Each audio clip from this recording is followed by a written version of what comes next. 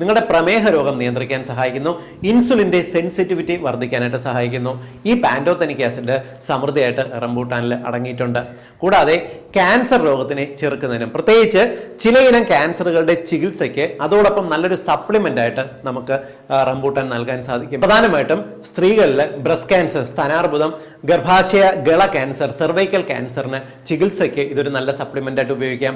Bone ക്യാൻസറിന്, എല്ലുകളെ ബാധിക്കുന്ന ക്യാൻസറിന്, അതല്ലെങ്കിൽ കരളിനെ ബാധിക്കുന്ന ക്യാൻസറിന് ചികിത്സയോടൊപ്പം നല്ലൊരു സപ്ലിമെന്റ് ആയിട്ട് നമുക്ക് റംബൂട്ടാൻ നൽകാനായിട്ട് സാധിക്കും. ഇതുകൂടാതെ നമ്മുടെ സ്കിന്നിന്റെ, നമ്മുടെ മുടിയുടെ ആരോഗ്യത്തിനും ഈ റംബൂട്ടാൻ കഴിക്കുന്നത് നല്ലത് തന്നെയാണ്. ഈ ഒരു തരത്തിൽ നോക്കിക്കഴിഞ്ഞിരുന്നാൽ നമ്മുടെ ശരീരത്തിന് ഒരേപോലെ ഒരു രോഗപ്രതിരോധ ശേഷിക്കും പല രോഗങ്ങളെ ചെറുക്കുന്നതിനും വേണ്ടി നമുക്ക് റംബൂട്ടാൻ ഉപയോഗിക്കാനായിട്ട് സാധിക്കും.